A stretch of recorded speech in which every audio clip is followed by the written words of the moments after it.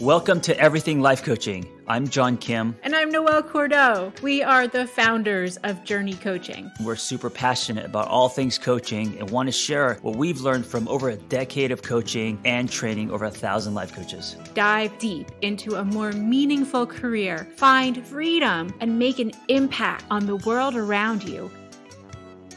Hey guys, this is the second episode in a series called What Coaching Is and What Coaching Is Not. Noelle. Hello. I don't know what to say after I say Noelle. And I don't know, because it feels weird. I just say Noelle, but I should say something different.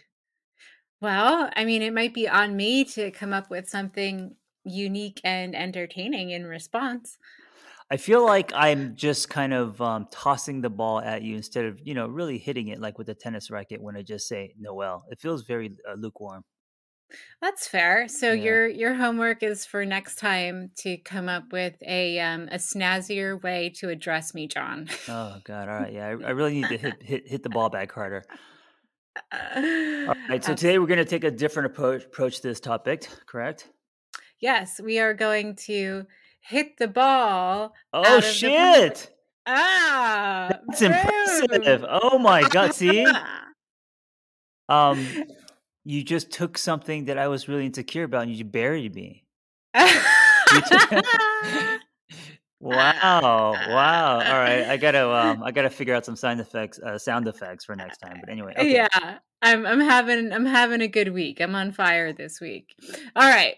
So today we're going to continue talking about what coaching is and is not. Last time we took it from a purely behavioral perspective of Right. this is the behavior that coaching is, this is the habit that people usually do.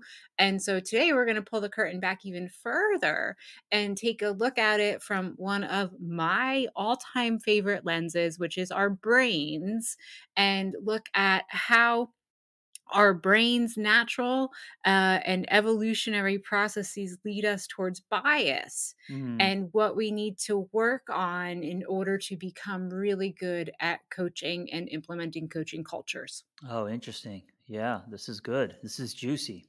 It is juicy. I love this stuff. I am so excited.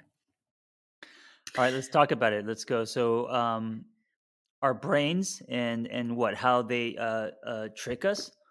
Yeah, how they trick us and how bias works and how bias manifests and how it gets in the way. So the first topic is something that coaching is letting go. And something that coaching is not is hanging on. Yeah, and let's go deeper and get more specific. When you say letting go, what does that mean as a coach? Letting go of what? Oh, so much. But Ego. Ego and this is and how this manifests in the world, right? So when we're talking about what coaching is and is not, this is really a general application to how we can all do a better job showing up as humans if we're all trained as coaches. So I see this happen in relationships with attachment to what your partner should be. I see this happen with parents and kids with, this is who my kid's going to become.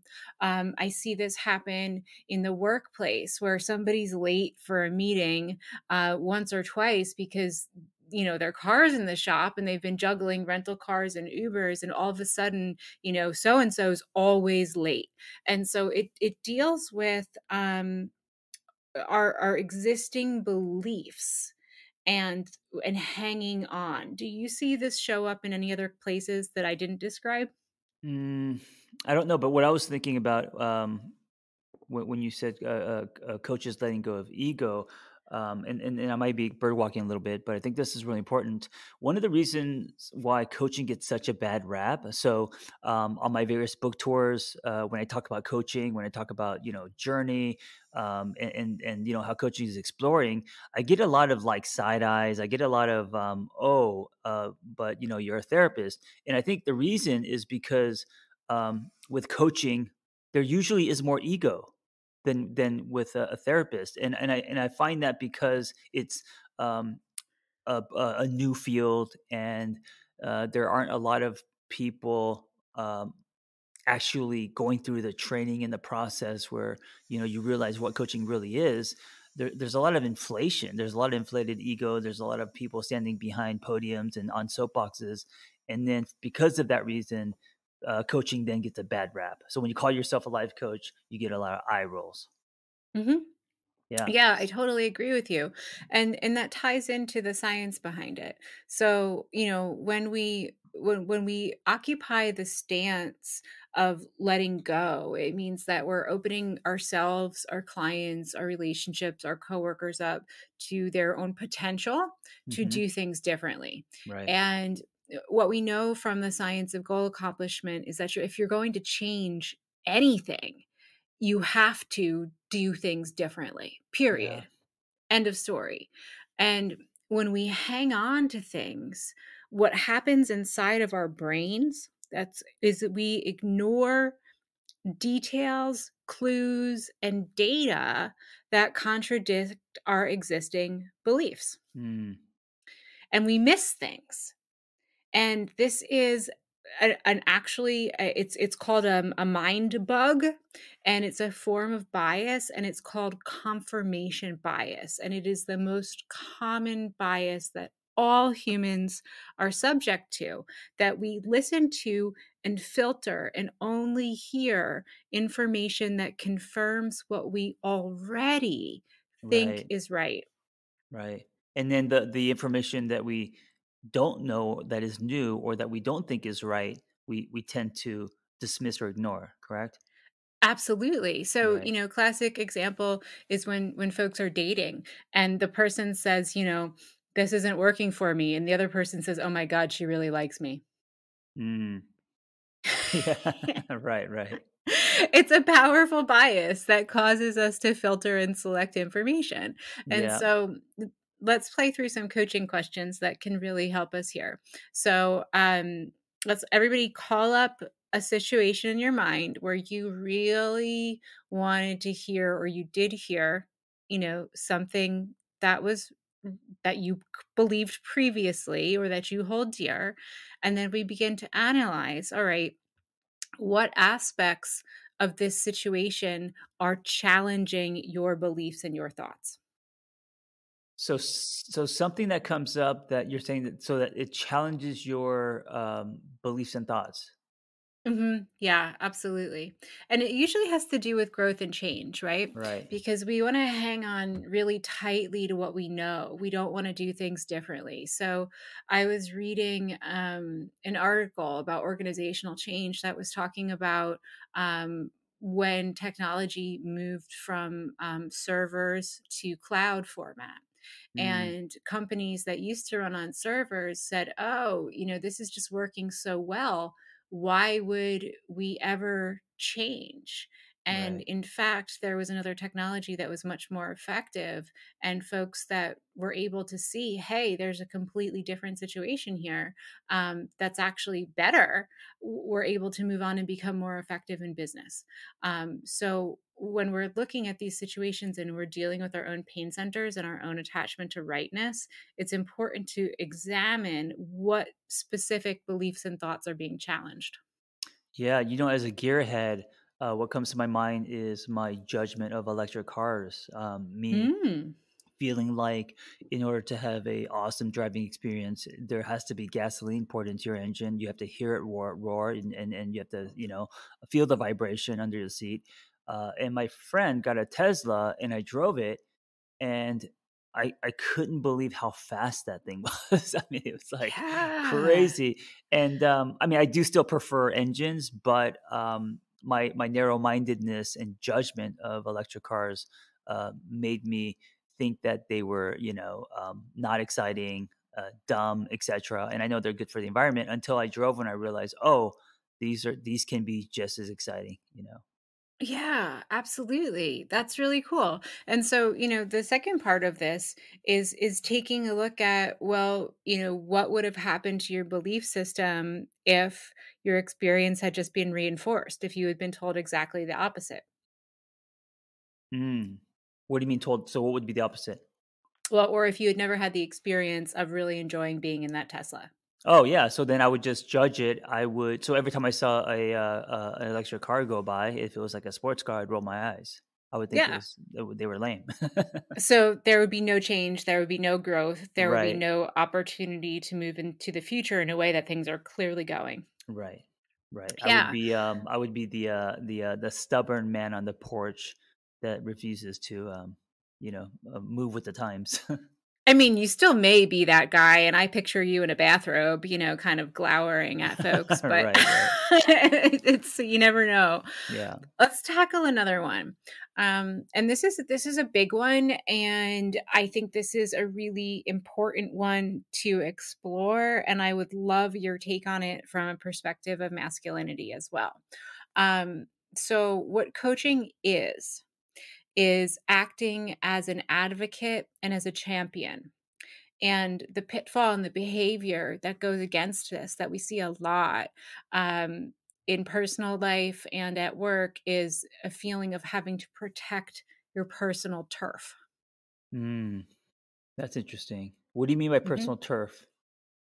So we were trained for millions and millions and millions of years, 500 million to be exact, to act automatically in situations to perceive them as either threatening or non threatening. Right. And then the story evolved as we evolved as humans. So it takes point 0.1 second to determine if a situation is threatening or not, or if a friend is a friend or a foe. Right. And so, if you're approaching a situation and you're being expected to engage in a coaching culture or work as a coach where your job is to advocate and champion for the people around you, what you need to know that your brain is doing is trying to define very, very fast in an unconscious, automatic way, are these people safe or not?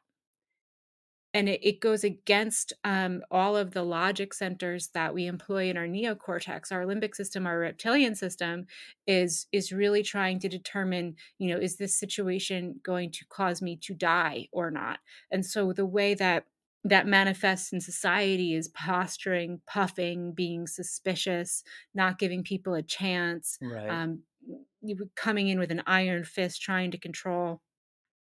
Yeah, competing, holding up shields. Yeah, when I think about like locker rooms, trying to be the big dog, right? Um, I've never been in a locker room in my life. sports and stuff, trying to be kind of the alpha or showing other people that you are better or faster or stronger, all of that stuff. And I wonder how that ripples into coaching because we're triggered by our clients all the time. We are. We're triggered by our clients all the time. And increasingly when folks work as coaches, they're being asked to expand beyond the one-on-one Hmm. and to bring this into their organizations, their family units, their friend structures. And so the ripples that are created through this evolutionary mechanism are really important to get a handle on. So here's an example of how this works, and I'm going to take this from an American Western perspective where this is a problem. So, example one is where you're out in the world and there's somebody who is not a native English speaker, Right. and you respond to the person's voice. You don't like the way the tonality of their voice sounds. Maybe it reminds you of somebody in your life that you don't like. And so automatically your unconscious bias will influence you to respond to whatever information that person presents, and to respond to that person and say, I don't like that guy. Yeah, I mean, you're basically talking about racism. I am directly talking about Yeah. racism. Yeah, but this works a different way too. So let's say exact same example, and there is a non-native English speaker, and the particular tonality of that voice is pleasing, or it reminds you of someone that you like. The unconscious bias will influence you as a listener to say, I like this person. What they have to share with me is good. You know what is the great example of this is I mean, at least for me, the British accent, because I think Mhm. it's so like sexy, and movies have made it, James Bond, and so like when someone has that accent, I instantly give them more praise, right? I listen to them more. I think they're attractive just based on that accent. Yeah, so thank you for your vulnerability here because what's missing from this conversation is any evaluation of the content of what the person is saying. Right, right, right. And on the other extreme, if I also me being Asian and growing up embarrassed of that, and not wanting to be Asian because people would be racist toward me, and me trying to step away from that. If I hear someone with a heavy Asian accent, I tend to run, or it turns me off, or I judge them. Yeah. So Yeah, this is another one of those things that we call a mind bug because it's unconscious inference and it interferes with our ability to really get the data that we need in order to make appropriate choices and good decisions. right, And right. so if you're a coach, you need to be aware of this so that you don't impose this on your clients. Hmm. You need to be aware of it if one of your clients presents it to you, and if you're implementing a coaching culture in your work life or your relational life, you need to be aware that this just happens to humans and we need to step away from it and create space between that impulse so that we can accurately evaluate what has been said. Right. Yeah, absolutely. It's also just better for the world. I mean, I know all of Yeah. this is coaching is better for the world. And I know Yeah. I'm not kidding. It like, in so many different ways, it just is, and, one of the things that my coach has said to me, time and again, especially when I beat myself up or, when I just feel tired, given the fact that it's hard to run a young company, she says, "Noelle, coaching is the profession of hope. Get back up again." Mm, I love that. It's powerful. It's powerful, and it's true. It's also, Um, but it's also why, at Journey, we tell the students that this is going to be not only a life coaching training, but also a life changing for you, for you to go through this process so that you could change from the inside out as a person, before you even think about helping other people. oh my gosh, absolutely. And just, for me personally, learning about this stuff has so fundamentally changed my whole operating system as a human. Mm, I'm immersed in it day in and day out. And yeah. as a result, I'm now able to notice and evaluate when my own pain centers are lit up. And I'm not creating space between my emotional response and whatever is being said. I'm able to recognize when I'm not actively listening because Hmm. that will lead you to miss information if you're not really tuned in and listening with your whole senses. Um, and I think probably the most beneficial outcome that I've personally experienced is, as we move towards coaching mastery, you let go of your own attachment to rightness. Yeah. Of And, for a lot of folks, that feels really scary, course. but in practice, my God, there's such freedom in it. If you don't Yeah. have to be right, hallelujah.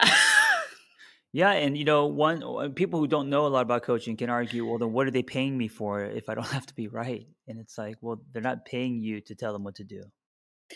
They're paying you to make good decisions. Yes. Um, and whether, eh, whether that's, working as a coach or working as a leader, your job as a coach is to evaluate the data that's been presented to you and ask good questions. Hmm.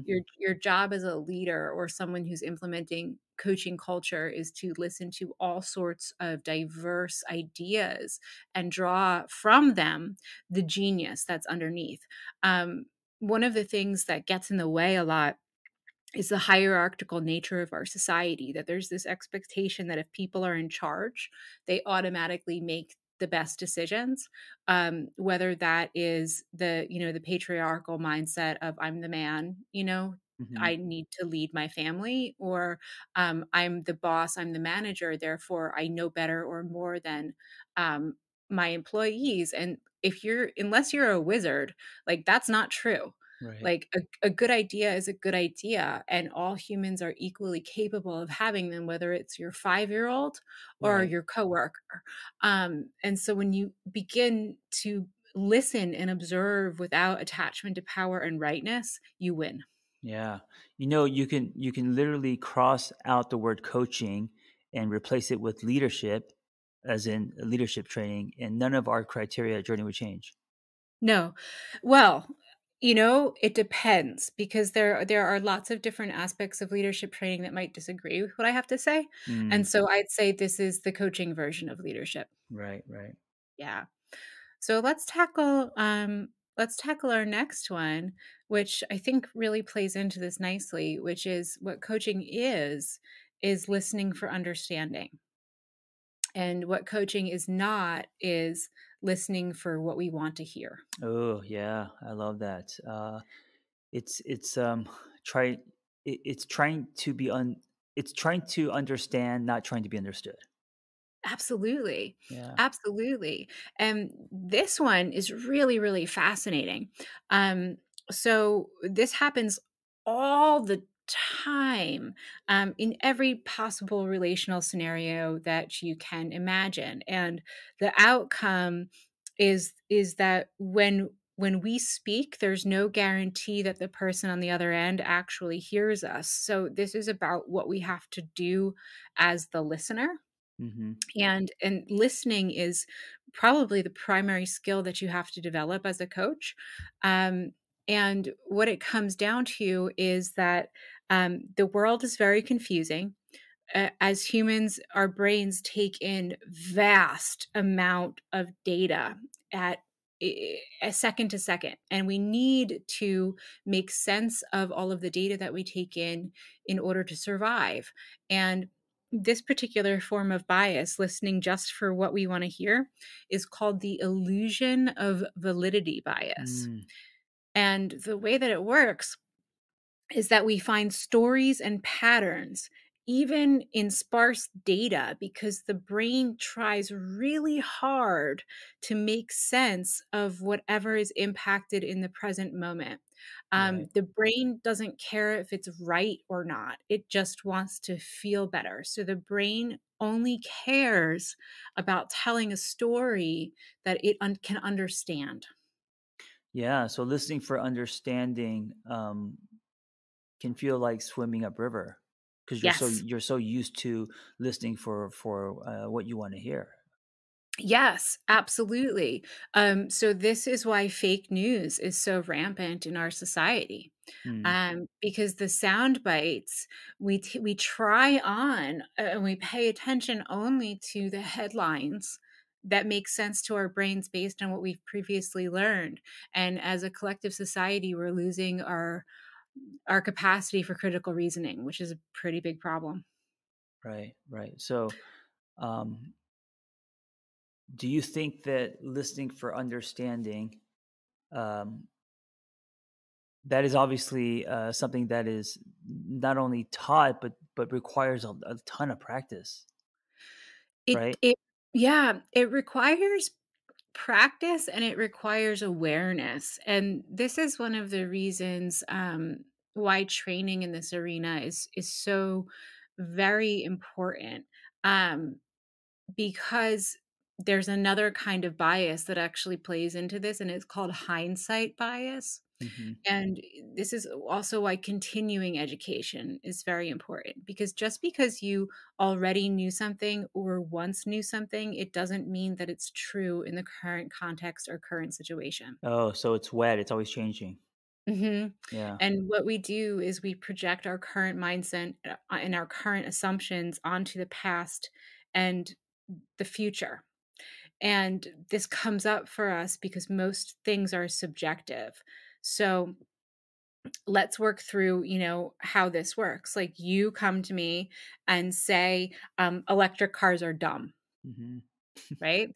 right. So if I'm using coaching questions that are going to try to deal directly with these kinds of biases, um, my first question is going to be, okay, well, how did you confirm the information that you received? It just goes against my personal taste. Ah, well, I might Zero science, zero zero. science or data. Yeah, and so, when we ask these questions of ourselves, our clients, or the people around us, it pushes individuals to do better with data. Right, right. Did you confirm that your conclusions were correct in accordance with any other information out there in the world? No. No. Okay. So if that's true, what would another interpretation of that particular situation be? Electric cars are different. Electric cars are creating a new genre. It may not be my favorite genre. So statements that are more real and based in truth instead of opinion, I guess. Yeah, or the technique here is that you're asking yourself, or you're asking the people around you to just simply write a different story, Right. to Right. write a different story to challenge their own. Hmm. And this concept is done in bias work. And another place that I saw it happen really powerfully is through the work at the University of Wisconsin that's being done in what's quite literally called the Prejudice Lab, Mm. and it talks about different ways to overcome unconscious bias. And it's a really cool technique is when you're aware of you have to first become aware when you're telling yourself a story about something. And this is so important in coaching because the stories that we tell ourselves are what keep us from creating change and trying new things and taking Yeah, of course. risks. Yeah, that's what keeps us kind of stuck and locked instead of growing and evolving. Yeah. Yeah. And those are these stories keep us from meeting people who are different than ourselves, from trying new foods, from learning new languages, from traveling, from, dating somebody who might be really different than, what's been prescribed for you, right? So, Hmm. like, these stories block us from a full and vast human existence. And so, step one is like, oh, holy shit, I'm telling myself a story. And then step two is, unless you have the time and space to really do the research on what the true story is, a perfectly suitable antidote is to just try to write another one Yeah. on the spot. Is just Yeah. try to write another one. If you, I did this. With my husband, and I don't know if you and I have talked about it, but I was explaining this stuff to him and I said, okay, so we live really close to a couple of major universities. And I said, what if you saw somebody walking down the street who had kind of like really worn pants with like maybe patches on the knees, really worn shoes, disheveled, older looking man, looked kind of confused. Maybe his glasses are on crooked and he's carrying a briefcase that's just like overflowing with papers. And my husband said, "Oh, I think that maybe that person got off the bus or was coming from a hospital or needed some help." And I said, "Oh, yeah, but what if they were the head of the astrophysicist unit at Penn?" Mm-hmm. We don't know. We don't know Right. what Right. story's true, and that's the way that our brains play tricks on us, and so we need to roll with it in order to get better at making decisions. Yeah. So it's also, a responsibility. So one of the responsibilities as a coach is to practice telling yourself different stories, Yes, you know? and to have our clients practice in session telling themselves different stories. Yeah, don't be like me. Do as I say, not as I do. Actually, do, Is that you? yeah, do what you are preaching. Live how you are coaching. Like everything that you believe in, you also have to apply to yourself, not just your clients, because that's there's a responsibility in that. Yeah, Yeah, absolutely. yeah. So let's recap because this was a lot. So what coaching is letting go. Hmm. And so here we need to become aware when we want to fight ideas that contradict our current beliefs. Right. Um, Coaching is acting as an advocate and a champion. And Yeah. so the skill here is to become aware when we have an impulse to make up a story about somebody or when we feel defensive or threatened. Sure. And then finally, coaching is listening for understanding. And so the trick here is to check in with yourself to make sure that you've actually verified your own conclusions and challenge yourself to make sure that you're simply not repeating either something that you've heard before or something that's not been validated. Yeah, you're not just listening for what you want to hear, that you're actually listening for truth. Yes. Yeah. Well, guys, thank you for listening. And if you want to go deeper on any of this, check us out at journey.co. Yes, I would love to see you in class and we'll have a blast. Yeah, and you could actually practice all of this, all these theories, not only with helping other clients, but also yourself in your own life. Very much so. This All was right. fun. Thank you so Yeah. much for listening. Thank you. Be well. Thanks for listening to Everything Life Coaching. If you're feeling the draw to become a coach, head to journey.co/everything to explore a new career that brings fulfillment, gives you a true sense of purpose, and a strong community to do it in. We created Journey Coaching to equip you with the tools, training, and community you need to attain your goals. Join Journey Coaching and begin your journey towards personal freedom and a transformative state of growth today. That's JRNI.co/everything.